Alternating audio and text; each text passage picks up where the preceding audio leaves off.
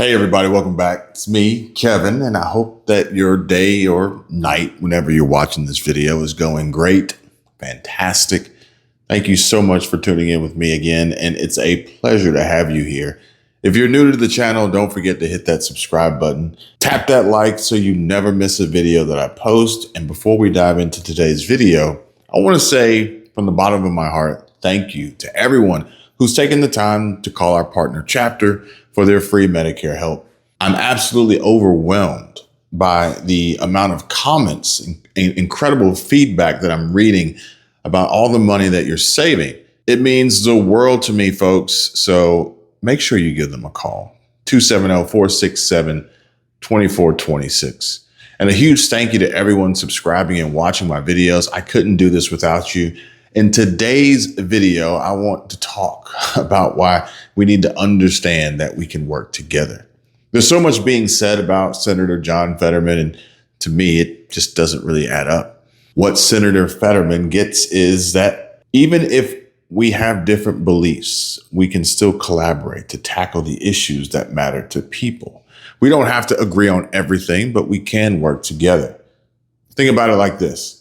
When we push everything aside, we're all human at the end of the day, right? Yeah, we're all human, right? All right, let's jump into this video. And if you enjoy these videos, make sure you let everybody know and hit that like button. Joe, Morning Joe, couldn't find a nice thing to say about Trump's big new trade deal with the UK. In fact, they almost seem sad and disappointed that President Trump's trade negotiations are actually paying off, like $8 trillion in committed investments from countries and companies for the next 4 years. $8 trillion. Anyway, take a look.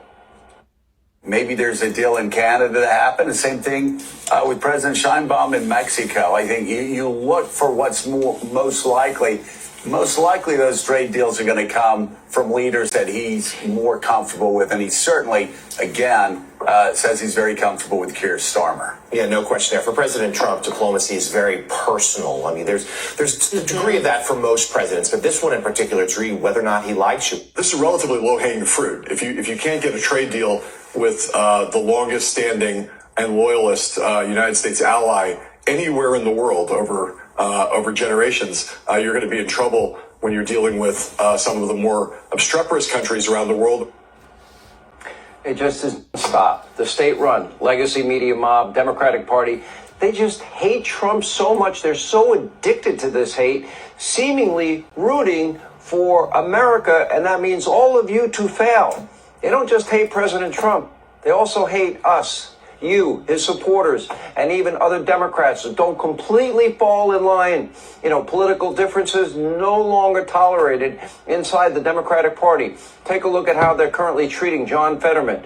They had no issues with Fetterman on the campaign trail, even though he was recovering from a very serious stroke. And by the way, he's done incredibly well. Thank God for him. Mm-hmm. And by the way, he was struggling to communicate during that campaign.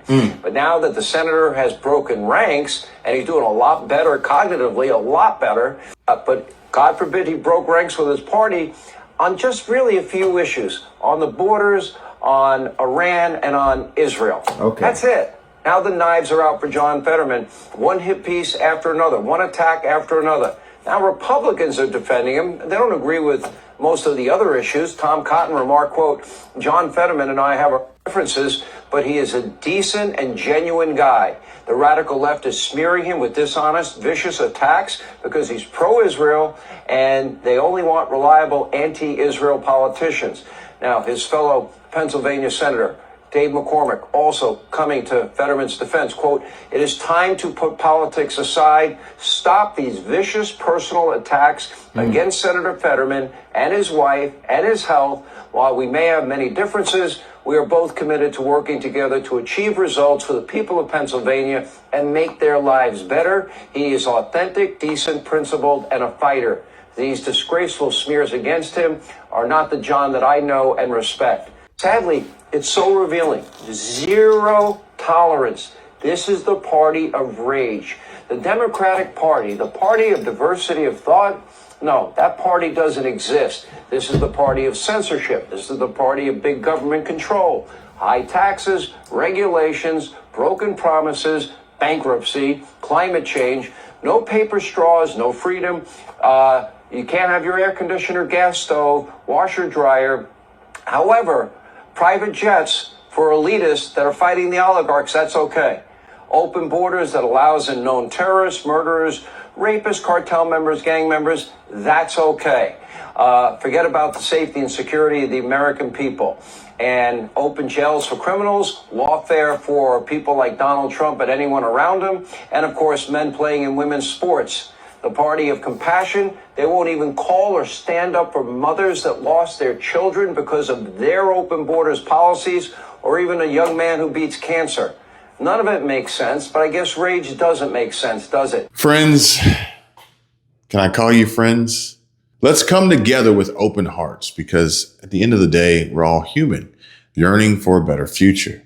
Senator John Fetterman's story reminds us of this truth. Despite facing harsh criticism from some in his own party for his stances on issues like borders, Iran, and Israel, he's shown incredible courage in reaching across the aisle.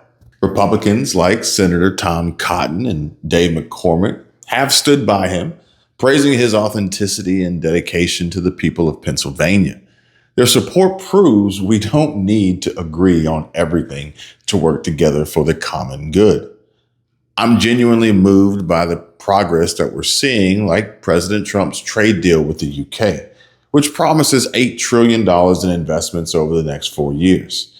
This is a win for all of us.